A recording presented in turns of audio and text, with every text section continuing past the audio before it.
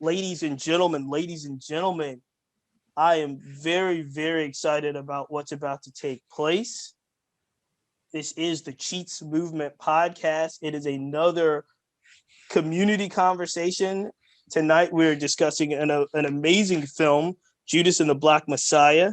It's a 2021 American biographical drama. It's about the betrayal of Fred Hampton, the chairman of the Illinois chapter of the Black Panthers in the late 60s in Chicago, at the hands of William O'Neill, an FBI informant, who the film is directed and produced by Shaka King, who also wrote the screenplay with Will Burson, based on the story by those two, and Kenny and Keith Lucas. The film stars, I'm going to say this, I always butcher this part, and I apologize. Daniel Kaluuya plays Fred Hampton, and Lakeith Stanfield plays William O'Neill. It is a very, very powerful film. You can watch it now, and it's in select theaters right now. And it is also available in-home on HBO Max. I encourage everyone to check out the film, and we're going to have a conversation about the film as we speak right now. Spoiler alerts. If you haven't seen the film, you might want to watch the film before we get into this discussion, because we're not going to hold anything back. We have a amazing group of individuals that have joined me for this conversation. You should be able to see them if you're watching live on YouTube.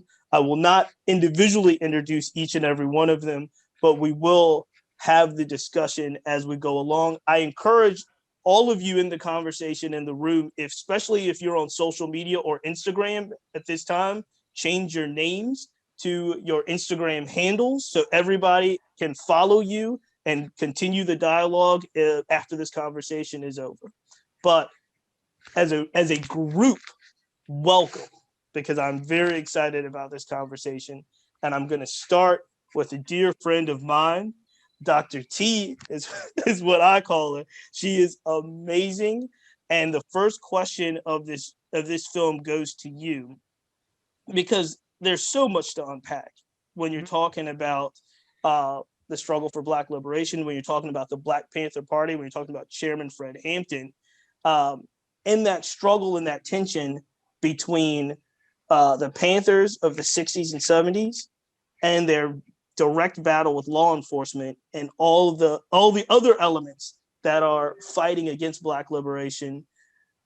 I want to ask you, fast forward to what we've seen in the summer of 2020, what we're seeing today in 2021, as someone who's lived through all of this, did you see parallels from what you saw in the movie in regards to the struggle for Black liberation to what we're seeing right now and what we've really seen this summer, with a lot of focus on social justice and Black liberation in contemporary context?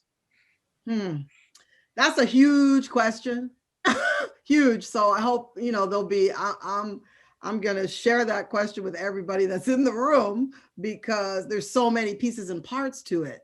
And, my simple answer is absolutely, of course, unequivocally, without question. The parallels are multiple. There are multiple parallels on many, many levels. I think just the title of the film tells you about, like, the first parallel. Right, the whole biblical story and accounting, where you say the Black Messiah, Judas and the Black Messiah, and the betrayal. I think that the parallel of who controls the narrative, because the Black Panthers were vilified. They were vilified throughout the media, even within the Black community itself. Because the hype of the media and the press and the government basically classifying them as a terrorist organization, when that couldn't have been further from the truth than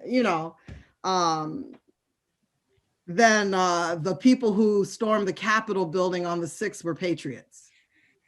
Like so the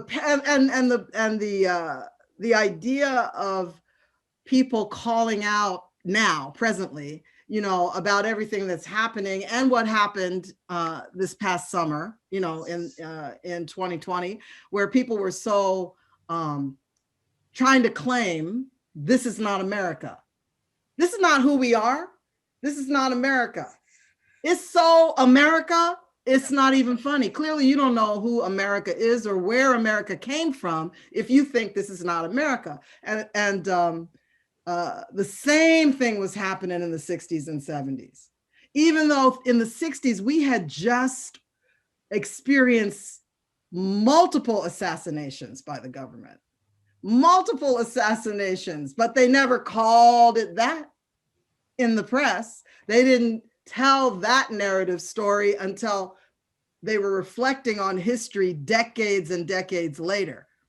When filmmakers, that's why it's important for us to tell our stories. When filmmakers began to tell the story of Malcolm X, now we're telling the story of Fred Hampton. I mean, there are things that I could talk about, that I could criticize about how it went down, but I'm very happy that it was made. And one of the things is, when Fred Hampton was murdered, he was very young. That one of my problems is the youth of the Black Panther Party at that time, their activism and their youthfulness, and their passion about Black liberation is very parallel to the youth who are, this country has never been changed in a social justice transformational moment without the youth. The youth rose up in Ferguson and the youth rose up in Sanford, Florida, and the Black Lives Matter movement was born. I mean, it's always been the youth. So there's those parallels. There's those parallels as well. Let me bring Alan in, because speaking of younger people that were out on the front lines in regards to witnessing even younger people, Alan and yourself as well, really take to the streets over the summer. When you saw the movie, what resonated in regards to what was happening at that time in the late 60s, in an organization like the Black Panthers, and the way that it was shown in the film? What resonated to you? As I know, my brother, you were out there night in, night out, giving speeches, and really, what was your reaction when you saw the way that the film portrayed that type of movement, as opposed to as it related to what you saw over the summer? I think this film really, it almost was like somebody letting the playbook out, man. So much of the stuff seemed familiar. Even when they were talking about, flyers being put out that were generated so that the police or other people could respond in a different way when he goes to see the crowns, man. And it really is about, what is really challenging the system. I think the introduction of Fred Hampton was so resonated with me in the moment that we're in, right? When he talks about, when everybody's celebrating, hey, we got Malcolm X College, right? And we got a Black person that's coming in, that's gonna head it. And he's like, oh, they'll let y'all have that. That's not the threat to the system, right? And so even how we were out there talking about the more systemic racism, right? Knowing that, not about the Confederate statues, but the Confederate outcomes. Like, we weren't known as the capital of the Confederacy because of statues. So when we were out there talking about police, we were out here talking about even housing, the restrictive covenants on Monument Avenue, right? Then it suddenly became about, oh, the statues, we'll take the statues down, right? And then, or here comes Joe Biden, we'll wrap it up with a bow and everything's good now. And it's like, nah, this movie was fundamentally about like what actually changes the system, right? Even when he was talking about capitalism, right? And of course we need economic independence and self-determination and things such as that. But like the fact that at the end of the movie, right, they pay him for betraying a true revolution. They pay him with a business, right? Which was kind of like we're not threatened by that, right? We're threatened by, as Fred Hampton talked about, cultural revolution, right? A culture of getting people free. And he talks about how what happens when, well, white people don't need to be in the positions in order for these same type of racist outcomes to come out of, right? So here in Richmond, when we see a lot of the inequities that we see, and it's a lot of Black people running the city, it's like, how do we hold that tension? How do we not deceive ourselves into thinking that just because someone is in a position that we actually are generating and doing what a cultural revolution would actually require for us to do in this time? And so it was a lot to reflect on for me. And I'm still reflecting on it. I was looking at it earlier today and being like, man, just taking copious notes, just like, yo, this is us getting to see the game. And so and of course, the role of police in this too, when it just gets to a point where they're just like, yo, we need Fred Hampton off the street, right? And so like a lot of times people know about us being out in the streets, but they don't see us sitting outside of the prison the morning after, or the bail fund, or other people really trying to get people out, because the people who were moving and shaking also were thrown into a COVID infested prison as a disincentivization, and so it just was so much that was very much relevant today. Radio B, let me ask you, revolution and liberation and independence, as someone that I know really puts a value on independence and freedom in that sense, makes for strange bedfellows. One of the things that was really apparent in the film was strength and unity against a common opponent. So Chairman Hampton was able to talk to all different types of organizations and bring them together for their cause of kind of, fighting a bigger opposition. Right. When you look at kind of that independence aspect, that collaborative aspect, and as it relates to freedom, in lack of a better word, did anything resonate in the film about the way Chairman Hampton was able to bring so many different organizations, people that clearly didn't rock with each other, whether you're talking about Latino gangs, African-American gangs, white supremacists? Right. Is there anything that kind of surprised you, or what was your reflection on that aspect of unity? I think anybody, especially in this time frame, I think that's the one. We were just talking about, parallels of what's happening now in the movements now as opposed to then. I think that's one of the definitely glaring differences in what he was able to accomplish, and what we're able to, or the approaches that are taken now, or whether or not that's even remotely possible now, when it comes to like different groups that have different, perceived different interests. And I think that's the main thing in America is like we have this thought process where a lot of the people that support Donald Trump have the same issues as some people in the hood when it comes to finances and resources and things of that nature, and they tend to vote against and support against their better interests as individuals, all under the politics of it all. And somehow, I mean, obviously it's a lot more noise now. You have the internet, you have social media, you have a lot of rabbit holes to go down into that seem to get people into these little division in these little groups, or these huge groups, I should say. But it's been like that for a while. And that's what the politics were designed to do. And I think the strategies of the politics have always been that way, pitting poor whites and poor blacks against each other, minorities and the other disenfranchised individuals in America against each other, and making it appear that we don't have as much in common as we do, because that's what keeps capitalizing, I should say. You know what I'm saying? So that's what keeps the ball rolling. I did think that was like amazing to see, you know, to see him do that, because that's something that I don't even think going into the film you really thought about that aspect of it. You know what I mean? So to see that happen was incredible. I'm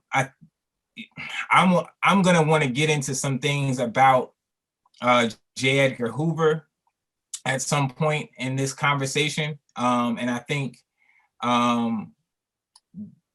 when we talk about the opposition of that, I think that he is very understated in not only, especially the Black liberation movement, but many different movements in America at that particular time. But I think it's also understated how long his run was. And how obsessive and how disruptive he was to so many movements, especially Black movements. You know, this guy was in charge of the FBI from the 20s to the 70s. Mm-hmm. That's 50 years almost. And if you understand his dichotomy and his strategies and a lot of what drove him to do the things that he was doing and that created the culture in the upper parts of law enforcement. We're not talking about cops here. We're talking about the government. You know what I'm saying? It really did shape a lot of what we are experiencing today. And I think even more so than what we even imagine. Like, we look at it as like systemic, like, yes, but it's like, yo, particular individual made a lot of these decisions and created a culture. So that's something I'm definitely going to want to get into a little bit more. Well, let's get into an interesting aspect of the film, and maybe not the most important, but I think one of the more fascinating characters of the film in general, and that's Jesse Plemons, who plays Roy Mitchell. The Roy Mitchell character in this particular film, and the role he plays as kind of the man in charge of the operation on the ground, is a fascinating role. And I want to bring in Thad. I want to bring in Don Treese. I want to bring in Mimi. I want to bring in Jamal. I want to bring in everybody. But was there any part of anyone that was watching the film, because that particular agent, he tells the story about going down to try the Freedom Riders case, and he considers himself, my opinion of the film, he considers himself one of the good guys. But then there's that, very poignant scene in the film where Hoover, played by Martin Sheen, is like, well, what happens when your daughter brings a Black person home? Anybody have any thoughts on the role that it, because I also feel like there's a lot of those types of characters that had a lot of influence on society in those times that may have considered themselves, and they may apply, I think they apply in 2021 as well, but they consider themselves good people, but they still have that conflict in regards to how far do they want to go to help someone that doesn't look like them, that didn't come from where they come from. Anybody got any thoughts on the role of Special Agent Roy Mitchell O'Neill? Excuse me. I got something to say about that character that resonated with me.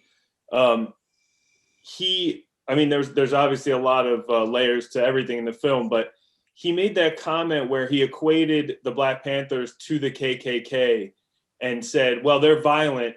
And he really effectively dismissed all the positivity that they had.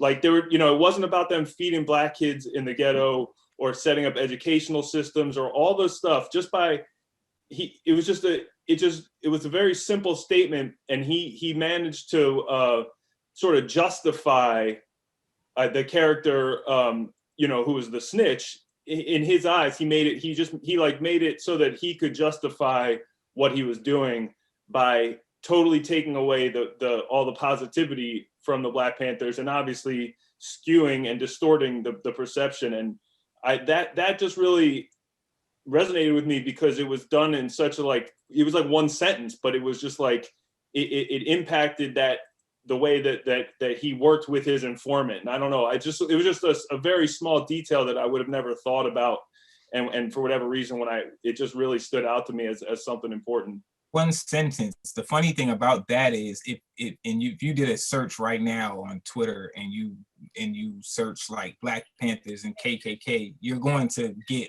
a lot of people that will resonate that same sentiment that the Black Panthers were similar to the KKK. Like that carried on all the way till today, that particular stigma that was placed on them all the way back at that point. Yeah, and DJ Mentos, I don't think it was a small part. I think it was a tremendous, powerful point in there, specifically back to what Dr. T was stating, controlling the narrative, owning our narrative. That's what that was all about. It was about what the Black Panthers were really trying to do for our communities, but they were so threatened by them that they controlled the narrative to put us in the same conversation as the KKK. I thought that was probably one of the most pivotal points in the movie, along with what Radio B was talking to in regards to how young he was and how much control that he had, how much that he could gather these different demographics, these different folks, because he found the common thread between all of them. And then he aligned them. You know, sticks in the bundle are hard to break. If you're just going in there with one stick, you're done. But if you're going in there with the bunch, if I could have 1 ounce of his audacity and confidence and the way that he was able to get people to rally around him, it was, to me, it was awesome to see that. I want to jump in and say a couple of things about the system and the manipulation that was happening. Afraid that when they did the interview, when the officer did the interview with Bill O'Neill, he started asking him, how'd you feel about the assassination of King? That was deployed because, like, today we all woke, right? Everybody not woke. Serious, and even in the 60s, in the 70s, everybody wasn't down with disruption. It was also a time that a lot of Black people felt like, let's just chill and get along to get, and sometimes in what I saw in Bill O'Neill's and O'Neill's characters, he was looking for survival. And a lot of time poverty means that we just have to survive. Here in Richmond, if you ask different facets of the city about their experience this summer, everybody's experience wasn't the monuments. Everybody's experience wasn't the political races. Some people were just surviving day to day. And, you know, this group have a huge awareness. But what I saw the officer do was saying, this brother ain't woke. He ain't drink this Kool-Aid. He's not down that way. So he can be more of one of us than he is one of them. And, you know, to fast forward, the fact that they dangled a 5-year prison sentence over this brother's head for the next 30 years speaks to the manipulation of the system itself. And I think both the agent and the informant are kind of victimized in that. So you get this conflict, right? Because you kind of saw glimpses of where O'Neill was like, that's kind of dope what they doing right there. Power to the people. In like an authentic way, he started to drink the Kool-Aid. And every once in a while, you would see the carrot is dangled, like, come on back over here. Remember, we're still in control, right? So, and I'm not trying to make any of them like romanticize the fact that maybe this white man was conflicted. I'm saying that the system had them both in a very precarious way, right? And that's something else to explore, that, you know, what is the white allies, and are we willing to accept that? And then how much and at what cost, right? I think that's pretty dope. I didn't pick up on it that way, and I'm glad you shared the light on that. When he was asking that question, I kept wondering, like, what is he trying to get him to say, and why is he asking him that? And I didn't look at it from that perspective of, oh, there's a little weakness in there where we can actually grab onto him. That's cool. It was Yep. it was definitely a litmus test. It was definitely a Yep. litmus test, and I want to ask Jamal and Evans and Alex and Alexander and people that, because somebody put in the chat, and it's prevalent throughout the film as well. Obviously, the film is centered around O'Neill, but there were several black informants within FBI informants inside the Black Panthers, right? I mean, there's several in the film. So somebody wrote in the chat, and I want others to expand on this, especially Evans and some others. If it wasn't O'Neill, it was going to be someone else that was a black person, right? So I definitely do believe that obviously there's a lot of manipulation and there was a lot of litmus tests, but I do also I wasn't present back then, but it seems like the line was so blurred in regards to what side people were actually fighting on that it was difficult to tell. I'm going to stop, but anybody can jump in. But it seems. Yeah, can I say something? Yeah, can I say something real quick? All right, so I think with that litmus test, what he was trying to do is figure out what kind of black he was. You know, he was like, what kind of Negro are you? You know, and at that point, he's able to determine how he can manipulate the whole situation. If he was like strong and passionate about it, he would know, I can't convert this brother that easily. And then I think to the sister's point about both of the characters being compromised a certain way, they both had a level of desperation, you know, that poverty and that kind of struggle makes you desperate. It makes you an opportunist. Like, you know, the brother was doing all kinds of like stealing people's cars and lying about his identity and everything. And the same thing with the white agent. They tap into the desperation, because when they figure out how you're desperate, that's how you can compromise somebody and manipulate somebody. Like with the white agent, once he started to feel wrong, then they took it from the legal to his politics, and he brought it down to his personal and talked about his daughter. And he was able to manipulate the white officer's desperation to hold on to whiteness, you know, through the daughter and bloodline and everything. That's the desperation. That's what they've been saying ever since emancipation, is when they come over, they're going for your girls. They're going for your daughters and your women. And we don't want that. It's upholding whiteness that he was so desperate for and beholden to, you know. So they were able to capitalize on both characters by that desperation. And that litmus test was just trying to figure out what kind of black he was, you know?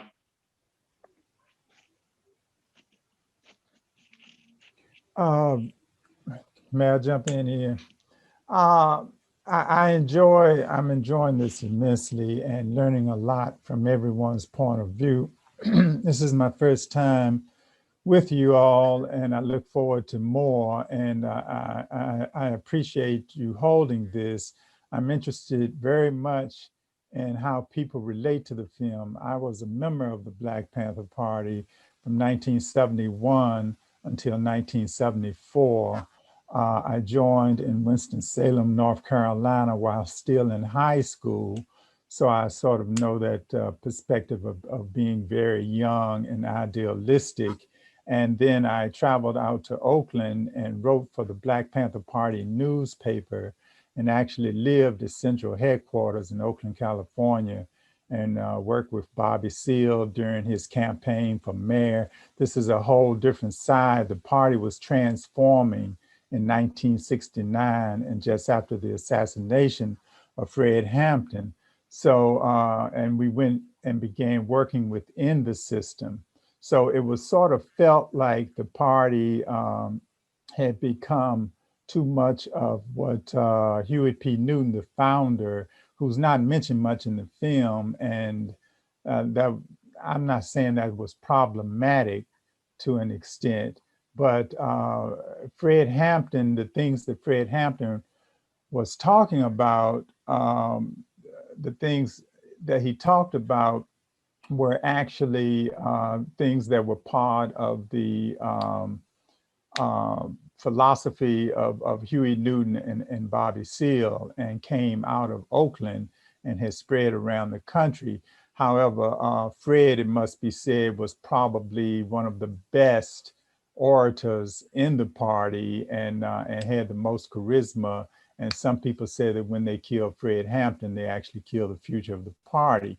But I want to mention the point that you asked about in terms of having an aura of suspicion, because there were many police agents in the party, and they would actually come to members who were in the party and try to turn them and flip them over as well. You know, so it led to attention and a system of sort of dissension within the party. Also, one of the brothers mentioned earlier about the role of the FBI and Hoover and COINTELPRO. It didn't come out in the film that we only found out about COINTELPRO because some white radicals broke into an FBI office in Mena, and it came out what they had been doing all along.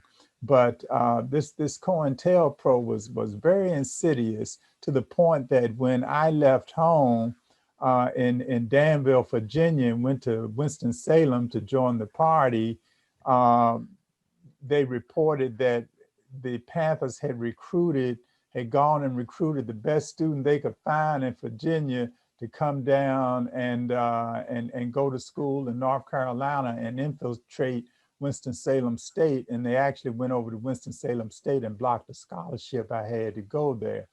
So it's a very deep thing and a very emotional thing. But what I'm particularly interested in are the questions that you all raise about how this compares to what's happening today. And as a writer and a filmmaker myself, or something of a filmmaker, I'm still sort of trying to make some of my first film work, but I'm author of Life After Life, A Story of Rage and Redemption. Gotta plug my book everywhere I go. But in any case, I'm interested in how this story resonates in the hearts of the viewers and young people, and how it can inspire you, and how it does inspire you, because I'm looking at the filmmakers and how they wove history. Much of the film is inspired and not necessarily the raw truth, even though Daniel Kaluuya does almost an uncanny, not impersonation, but representation of Fred in his speeches, you know. And that brother, he really should get an Academy Award nomination, because he has the cadences down, and the film was just a remarkable representation of the spirit of the times, even though we didn't wear berets all the time like they did in the movie, you know? At least not when I was in there. So, you know, I just wanted to share that in terms of the informants who were in the party and the FBI. And I sort of, when I left the party and looking back on it now, I kind of see like we didn't really have a chance. You know what I mean? We had a chance, and we took chances that we really didn't have, but they were on us. I remember reading about how I was under surveillance before I even knew I was on the map, you know, and they always had this Black Messiah thing. You know, they're going to recruit somebody from Virginia, and they're going to go and take over Winston-Salem State. But in all fairness, I thought the film also did show that that at that time in 1969, it wasn't just all self-defense. There were cadres who were going out and taking action against the police, as the brother did. And one of the brothers, I think his name was Spurgeon Jake Winters, and they ended up naming a medical facility after him. That part is true. Thank you, Evans. You brought up a great point. I'm just going to throw it out to the group because you asked a really poignant question. Maybe somebody that hasn't spoke yet. How did the film resonate to when you watched it? How did the film resonate to you, and would you pull away from it? So I really enjoyed the film, but it left me thinking. And I will admit that I don't listen to hip hop now. The main thing I listen to is NPR. So, and I'm so happy to see so many awesome Black men up here. But inform me, because the thing that stuck out to me was he was a great orator. He listened to great orators. He read. Who is that today? What Black man that's not a rapper, that's not a football player, etc. What ordinary Black man, what voice, Black man, because I know some Black women, what Black man voice, male voice do we have today? That is a Fred Hampton, a Huey Newton, a Martin Luther King, you know, not necessarily church related, but who is that voice today? Because it made me wonder, like, am I just missing something? And are we registered to vote? Because I work in elections. Are you registered to vote? Are you voting? Well, I can't answer that. And I'll say this. One, I went to the movies for the first time in a year. And I went to the movies with one of my great friends, Dr. Wes Bellamy. He took his students. He is the chair of the political science department at Virginia State, and he teaches an entire class on the Black Panther Party. And Wes may be 32, maybe, and I'm maybe 32. So he took a group of students and his wife. Now, Wes is also the former vice mayor of Charlottesville, and he was presiding in Charlottesville when Charlottesville became Charlottesville. And he understood the importance of bringing these students, and for him to be able to share not just his personal experiences, but to delve deeper in a very young way. So here's what I said to the students. Then they came out of the theater very excited. One, I applauded Wes for being able to round this group of young people up. The change in the voice doesn't have to be what we have become accustomed to. The orator doesn't have to be in a Martin Luther King fashion or a Malcolm X fashion or in a Fred Hampton fashion. We're impacting change right now by even being able to ask questions, to be able to gather in this way. It's a lot of other things that we can do. It doesn't have to be that great monumental. Someone in the film, and many people have said that change can be quiet. So we look for this magic wand kind of once in a lifetime, lightning in a bottle kind of experience. And I don't think it has to be that. I could give you a list of many, many, many, many men. Even this forum is still outnumbered male to female. I think it is about how we accompany each other and become accoutrements to the movement versus saying, you go lead and I'll follow. It's a responsibility of us to be more engaging and more proactive and not wait for the Black Messiah to come. We all can have elements and components of that. But if you really want a list of men, I could give them to you. I can give you a great list of women also.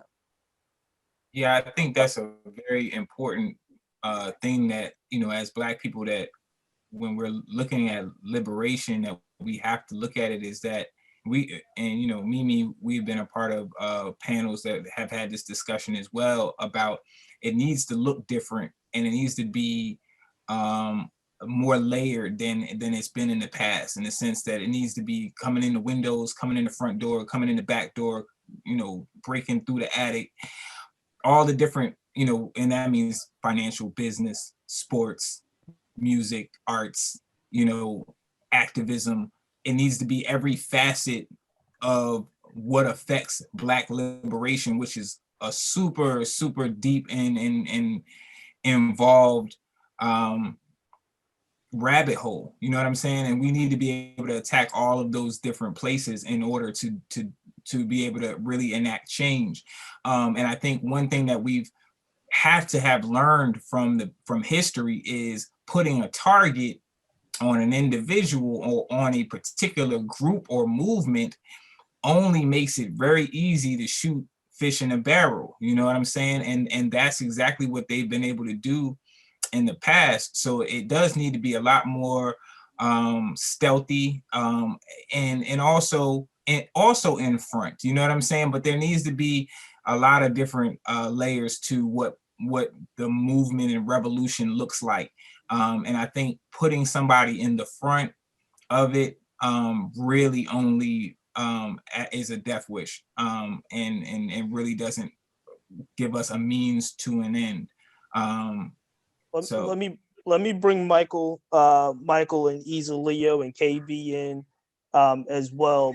One of the things that stood out in regards to this particular conversation and the point that you brought up, and I think in many ways, and it might be a direct reflection to some of the things that happened in the 60s and 70s in regards to what happens when individuals get elevated and how the system kind of works to bring those individuals down in many different ways. But one of the things that's always stood out to me about the leadership in all of those movements as compared to today, and like I said, I don't want to put too many people on the spot, but I want to, Michael and Ease and KB, I want to hear, because today it's different to me where people don't really say, I'm that guy. Even if they are that guy. Even if we all know that you're that guy, a lot of folks will be like, oh man, I'm not that guy. I'm just trying to do my part, right? I hear that so much. But when I think back on the way that Chairman Hampton carried himself at 21 years old, 20 years old, he died at 21. He was like it was no question that I'm that guy. When I look back at Muhammad Ali was telling folks he was that guy before he was that guy. He was like, I'm that guy.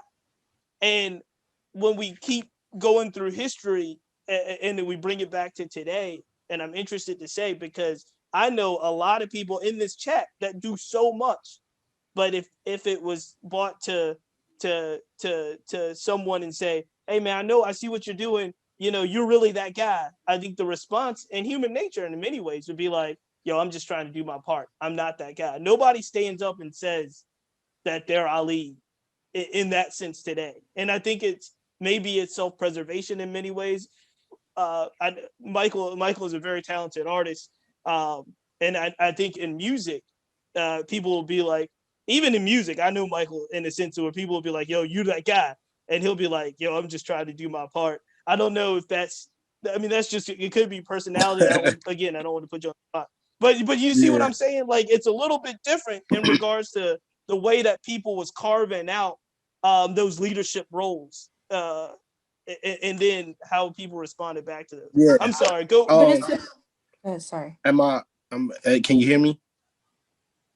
I think back then, and of course I wasn't there, but I imagine back then when there wasn't, when leaders had to become available, when they had to step into place, that was like the first time. I'm not saying the first time, but you had these leaders emerging.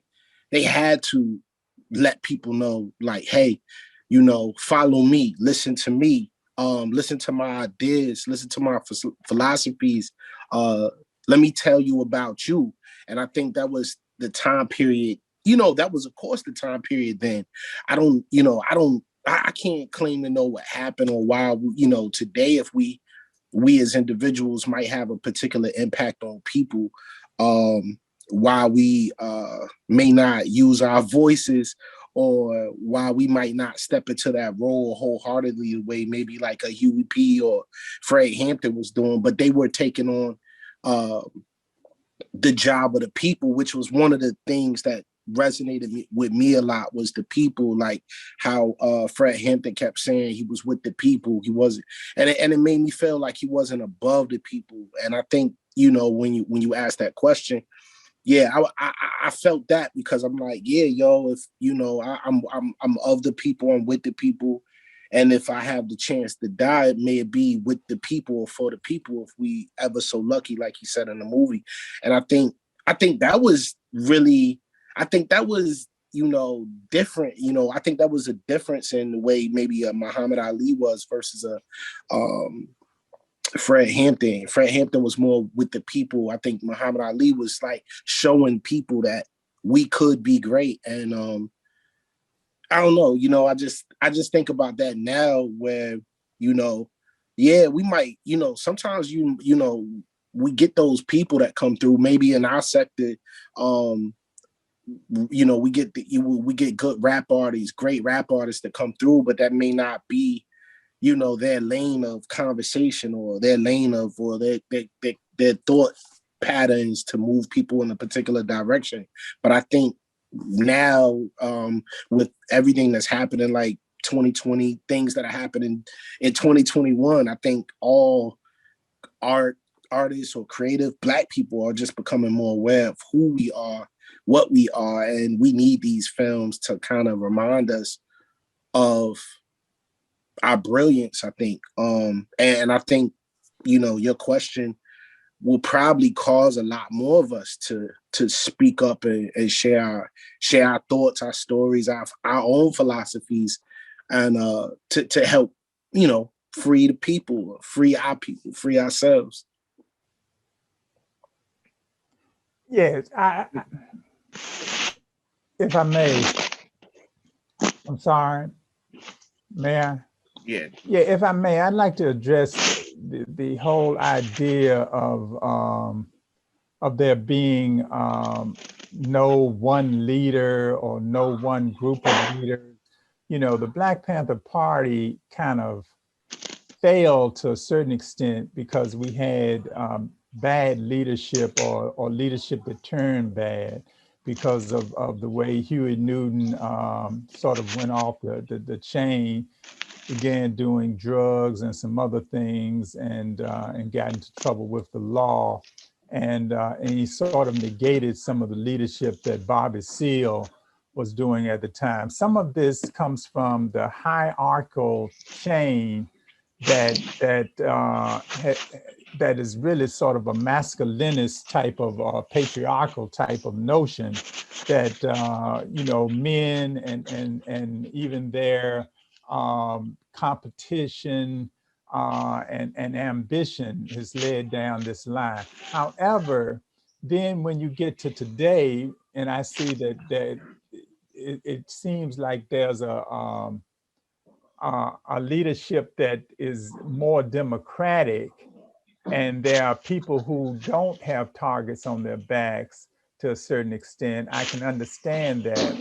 At the same time, there was something that we called ultra democracy, when you can give pride and place to one's own opinion to the point that you think that what you're saying does not have to be held up to the rigor of what we would call the truth.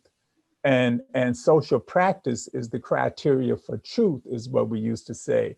So it seems to me that, you know, we want to say, you know, little I, big U, and we are one. But there does seem to me to need to be some semblance of leadership and organization, and even a national organization. When, say, for instance, when you say, I want to, say if I went on the internet once and said that I wanted to join the Black Lives Matter movement, and I really couldn't find a way to sort of get in, and maybe that's good because now the police maybe can't get in as easy as they got in with us. But I don't know if I'm articulating it well, but it just You're doing seems fine. You're doing fine. it just seems to me that human beings tend to need heroes. We follow heroes, and heroes would make us willing to die. Say, for instance, at Jua and Jerry, Fred Hampton's wife, or common law wife, so to speak. I hate that term, but his woman and the mother of Fred Hampton Jr., she shielded him with her body, and so certain people are willing to, are inspired by other people to go above and beyond the call of duty. And to a certain extent, I'd like to know if any of you feel like Fred Hampton as a quote unquote Black Messiah that has come through our culture in a way of cultural justice. Does he fit the bill of being a slain Messiah in much the way that that we have, or people have, in Christianity? I'm just throwing that out. Don't get mad with me, nobody. Let me hear someone I'll, wants to I'll weigh in hop on that in there, question. Cheats. Yeah, Yeah, here you go, Bree. I think it's a great question, and kind of, I'm thinking how the movie resonated. I kind of saw a lot of the posts going out there expressing different frustrations, whether is Hollywood using this story to capitalize and distilling it in a way where you miss the message on perhaps why he's the Black Messiah. And so wanted to ground myself in the real story of Fred Hampton and to kind of see, by 21, to not only read Marxist work, but to distill it in a way that's accessible to others, to create those programs that are disseminating resources and, driving the cross solidarity. I had frustrations that we didn't stick enough to that story, and kind of going back to the point where you have, protection of whiteness or white comfort. Kind of through that research, also discovered Fred Hampton's mother watched Emmett Till. And so if you think about the connections on her bookending that violence, but also seeing how the Rainbow Coalition turns into Jesse Jackson's Rainbow Coalition, and then you get Obama out of that same kind of Chicago political machine, is really powerful. And I wonder, while there is value in, focusing on the Judases of the world, because whether it's the DA in Louisville, Kentucky, or others that I won't name, we need to be watching out for those as well. But I think to not really drill down on a lot of the stuff that Fred Hampton was doing at such a young age, whether it's addressing kind of gender dynamics within both his chapters as well as others, there's an opportunity to do that. But I do think ultimately films like this can convene conversations like this that hopefully lead to those actions. And so if we, use that as a jumping off point to have these conversations that are focused on, meaningful action, I think there's a lot of value there. And I'll table that, but yeah, definitely appreciate the conversation and hearing how it resonated with everyone else. We've got about 20 minutes, 25 minutes left, and I do want to boil down on a couple of characters, in the film, and get your reactions. I heard a lot of feedback and a lot of comments about the end of the film, and the very end of the film, where Bill O'Neill, who's played by Lakeith Stanfield, gives that interview to Eyes on the Prize. And his kind of last words was, well, I was a part of the struggle. I wasn't a fake part of the struggle. I was a real part of the struggle. And that seemed like a jaw-dropping declaration to a lot of folks that obviously know the story and watch the film. I want to bring Thad in. I see Alan. I know Alan had some comments about the end of the film as well. That I want to bring Thad in and KB, some people. What was your thought on Bill O'Neill? And then what did you think when you heard his kind of assessment of himself at the end of the film?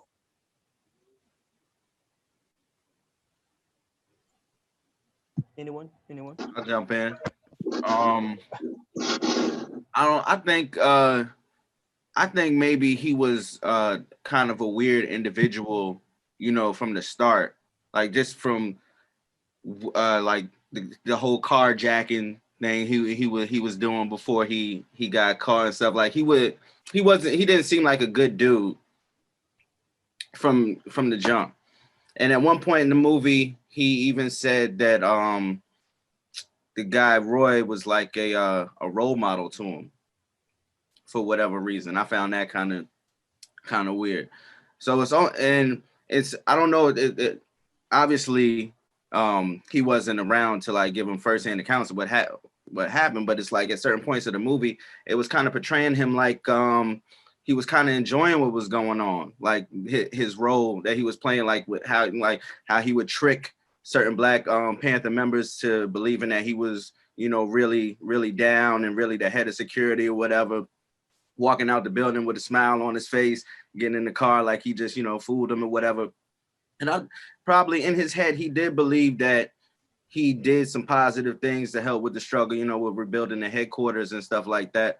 But I feel like he just wasn't all there, like probably like that's why he ultimately, you know, met the ending that he did, because he had some internal struggles, you know what I'm saying? I felt like that character and you know, and the FBI, O'Neill and the FBI, they're both, you know, they're pawns in a game that's bigger than them. They don't understand. And to go back to the earlier point, I think the real players are Fred Hampton and Hoover.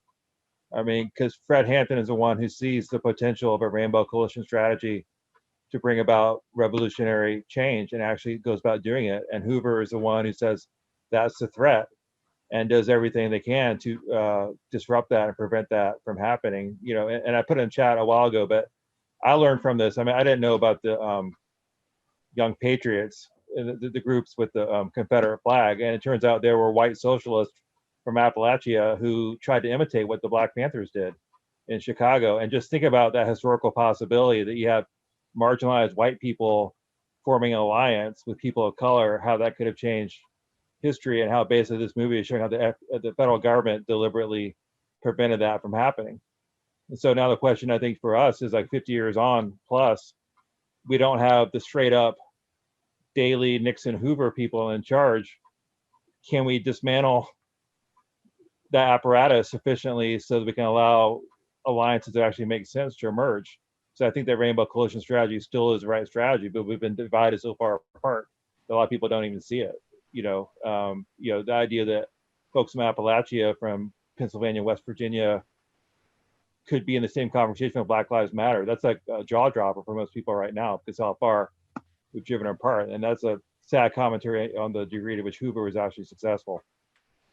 What I think is a lot of the Nixon and, you know, Hoover, like all that infiltration and the conspiracies and stuff, that stuff never stopped.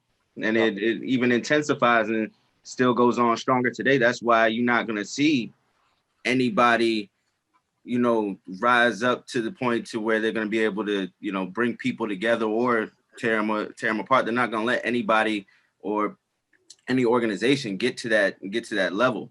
That's why, you know, certain celebrities and stuff, you know, they say certain things, but it's just like how my man's got the store at the end of the movie. Like, they're not threatened by you if they let you, you know, they let you have the platform, they let you, you know, go on their channel or put records out on their label and stuff like that. So it's like they're not really threatened by that. You know what I'm saying? It's when you start to, I guess, do your own thing, which I don't think they're gonna ever, you know, let happen, because they're already in the movements. Anything that's going on, they're already infiltrated, if not the reason why the movement it started. Like a lot of people think like Black Lives Matter is not a genuine movement and is, you know, started by something else. And then you have to think too, COINTELPRO was needed even more so because surveillance needed to be in person because most of the communication was being done in person. Now, in order for people to gather, the first thing that people know how to do to gather is get on the internet to do it. So the surveillance aspect is so much easier for people that are trying to disrupt or be involved or be aware of what a movement is doing collectively. So it definitely does need to be, like I said before, multifaceted when you're talking about organization. But like I said, with Hoover, you got to think like this is the same person with the same tactics, COINTELPRO, surveillance, spying, bugs, every type of disruption you could think of on every level, from Martin Luther King to Malcolm X to Fred Hampton to all the Black Panthers to just down to small college groups. And just like Evan said, just his movement from Virginia to North Carolina was being surveilled, and there wasn't even a huge groundswell of what was going on. They were on everything. So it's like, you know, and this was for like I said, for 50 years. It's mind-boggling how many things that he crushed. I think J. Edgar Hoover is possibly the #1 enemy to Black liberation that there's ever been, if we really were to bust it down and drill it down by individual actions. Cheeks is one character that you haven't gotten to yet, but for the sake of time, I don't want us to miss Deborah Johnson. I was going there though. That was next. Go ahead. Go ahead. Because there was a love story that was happening at the same time. Ladies, I got us. I ain't gonna let them do it again. I got us. See. So I was first introduced to Dominique Fishback in the movie that she recently did with Jamie Foxx. So, but the story of Deborah Johnson, and like I said on the when we did the other one about One Night in Miami, the underlining messages that is not really fleshed out about the role of the women in the movement is so super important. Dominique Fishback's performance has become like one of the highlights. The poem that she read in the film was an original poem that she wrote for the film. So Deborah Johnson in real life kept a journal. So as I understand it, Dominique Fishback, the actress, continued to journal and started to write original poetry. Another important thing, and I know you guys probably watched to the end, is that Chairman Fred Jr. and Deborah Johnson were cultural contributors to this film. So the authenticity was verified. If things were fact checked, of course, it was Hollywood glamorized and all, but the role of the woman. So we don't know how old Deborah Johnson is. We can assume that they're about the same age. The maturity that they have, the slow love story, and the sacrifice that the woman knew that Fred had every intention of being a martyr. He was prepared to die for the movement. And the scene when they're in the gathering and she's pregnant and he is talking about death and he's talking about his will to sacrifice, and she's thinking she had to reconcile. This is the path that he chose, and I chose to carry his child. What does that mean for me? And she kind of bossed up in the whole thing in a situation of I got us. She was prepared for him to go to jail. The party was getting around her. She was in complete support at her own sacrifice, which we can all have some We can all relate to that, right? But what is that like? Again, I watched this movie with my good friend, Dr. West, who has had death threats, suspect things come to his door, being called every name, being tried to run out of town, and his wife. And so I said to Ashley, I said, "Are you okay, sis?" And she was like, "Yeah, the pandemic, da da da da da." And I'm like, "Nah, does anyone ever ask you, are you okay?" They have young children, right? You have young children. While you're podcasting, Mark, your wife is probably quietly holding things down. We know the Chiefs movement, but there's not quietly. She's holding it down. Right, but this is what I'm saying, the sacrifice of these relationships, the love story that you saw. Did anybody ever think at the end, well, damn, did the party really like hold her down afterwards? They're 20 something, right? What was life like? We understand that the Chicago chapter is still active. They need money. We're not going to talk. We love talking about Jay-Z, but we know that Jay-Z and Nipsey did a song for the soundtrack. We understand that the money has been split to the family, but we really cannot continue to allow the women's role in this movement to be part of the B role. Go ahead, Dr. T. Go ahead, Dr. T. I'm just totally on the same page, because the women of that movement, the women in the Black Panther movement, were way prominent, just like in the civil rights movement. Mhm. The men got the press and they were in front, but the women held it together. Without them, it would not have been a movement. Right. Pop question. What was the sister's name that stood in the window? What was her character name? Exactly. Judy Harmon. What did somebody, Somebody said. Judy Harmon. Well, That sister was holding it down while dude went to the roof, down the steps, and out the back door. And I think that was the powerful scene to it when he said, those are your sisters in arms, and treat them as such, and just to show the level of respect that they held. And then she counted the push-ups, you know what I'm saying? Right. And like you could see that there was true leadership from the women in the Panther Party, and it was exhibited, I think, pretty well in the movie, which was fearless. It was some fearlessness. The sister had the whole thing figured out. She was like, wait a minute, what's really good? And maybe had she been supported to further investigate, that they would have known that there was a mold, right? Maybe there was that intuition kind of thing that was coming up, and she had the guts to support it. They knew there was a mole. She knew there was a mole. They all knew there was a mole. Right. But she knew who the mole was, because that's the intuition of the sister.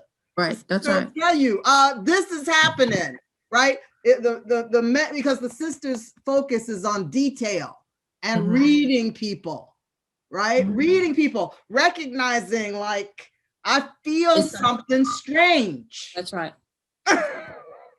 And then she goes on, and history isn't done with the story, right? But she becomes the mother of Chairman Fred Jr. I thanks for sharing that, because a lot of times the sisters in the party did not get the play that they deserved, even in the party.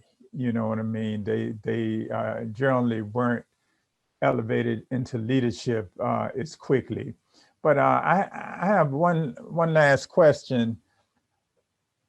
Does this change anyone's ideal? Do you think it would change, by and large, in the Black community, the ideal of socialism or scientific socialism or socialistic change?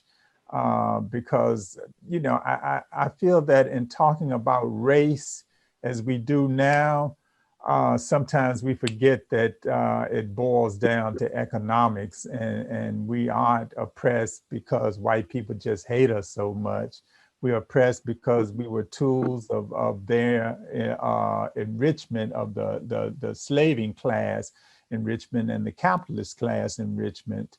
And you know, I'm just wondering, is there, or could there, or does there need to be a class consciousness resurgence? And how does, or how do cultural movies like this, how do they affect that consciousness? I want to give my opinion real quick. Is that cool? I don't mean to sound like a downer, but that's a very good question. And I'm in a bit of disbelief that we can get that class consciousness. I believe it's necessary, but since we're not in the like 60s, 70s right now, we're in like, you know, 2021, and you have way more people that are climbing up that economic ladder that will have a belief that, oh, everything's fine, there's nothing else to work for. Look, I have my little home in the suburbs, everything's fine, we're good. And that, like, it'll be hard to convince people of that fight and that struggle. You know, when things were more clear cut, upper and lower, you can make that argument.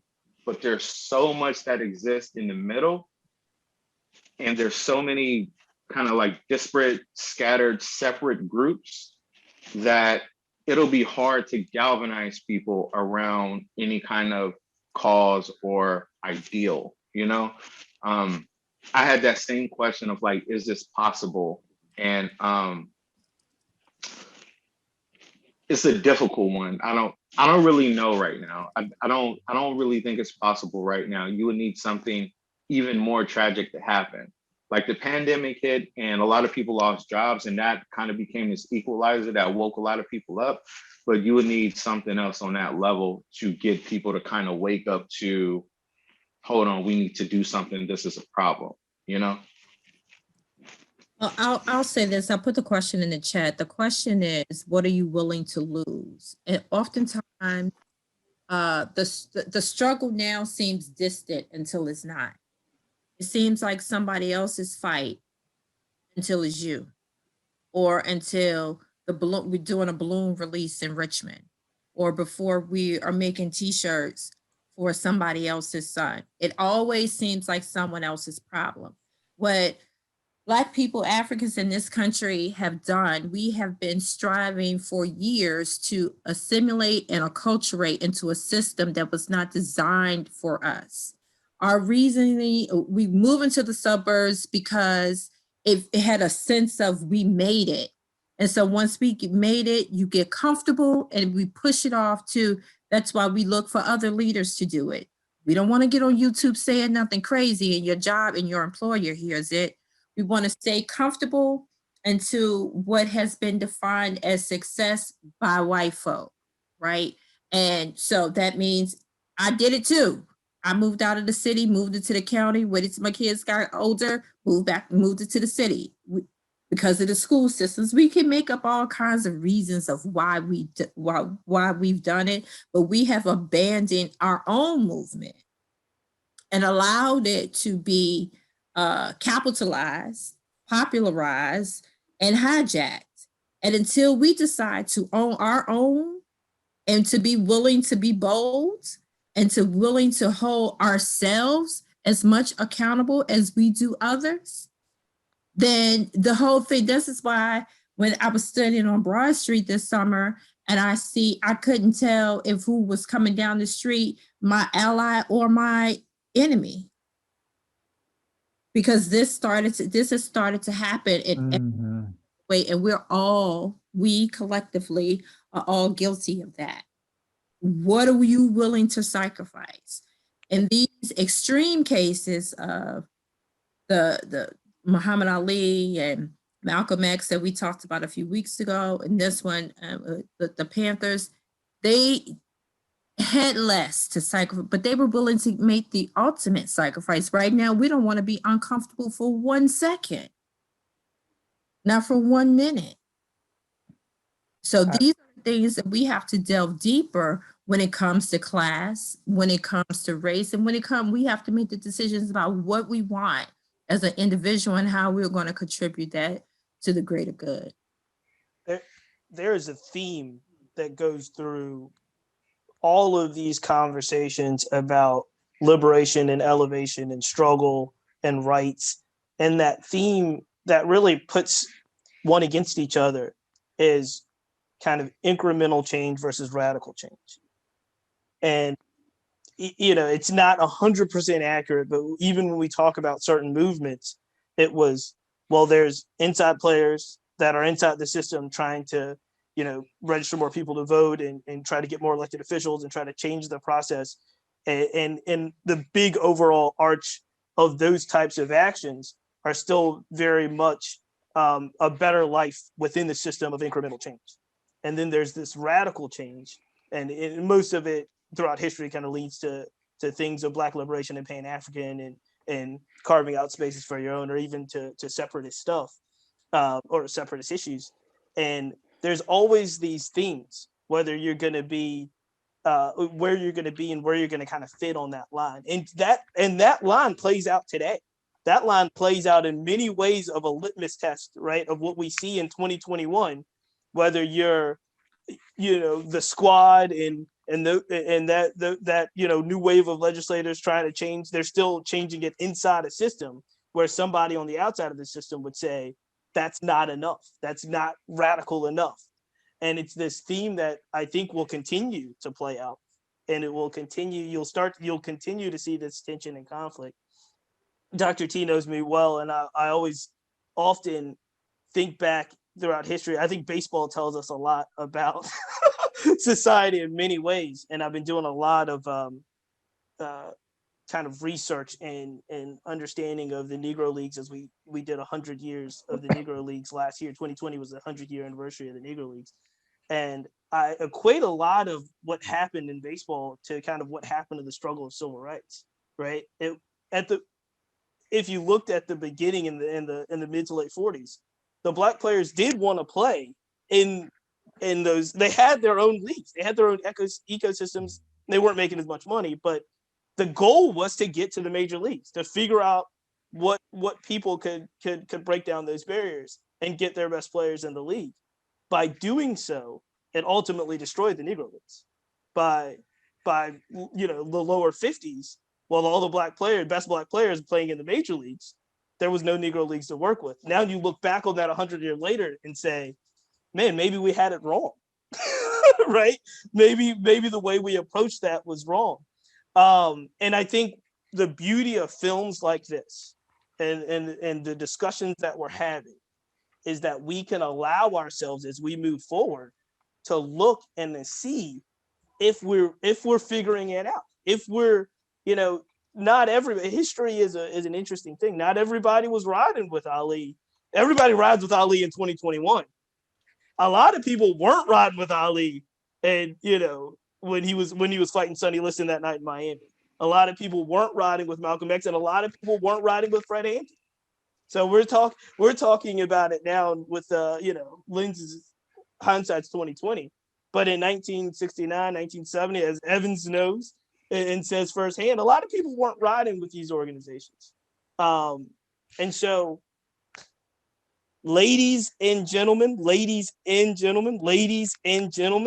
I cannot thank you enough. We are at 9:00. I really, really, really appreciate each and every one of your time. I apologize because, as always, I know people wanted to get even more in that we couldn't get in. But I encourage everyone that's watching on YouTube, listening, watching this feed, look at the Instagram handles of the individuals that were in this conversation, follow them, ask them questions, support them, have some dialogues, take it back to your friends and family, take it back to your groups and conversations and have more dialogues. The only way that we move forward in progress is if we have platforms in which we can really have conversations like this that spark even more meaningful conversations. With that, I thank you all. Follow the Cheats movement as best we can. And I'm going to keep trying to do this as much as possible when we have these conversations to be had. So until next time, we see it.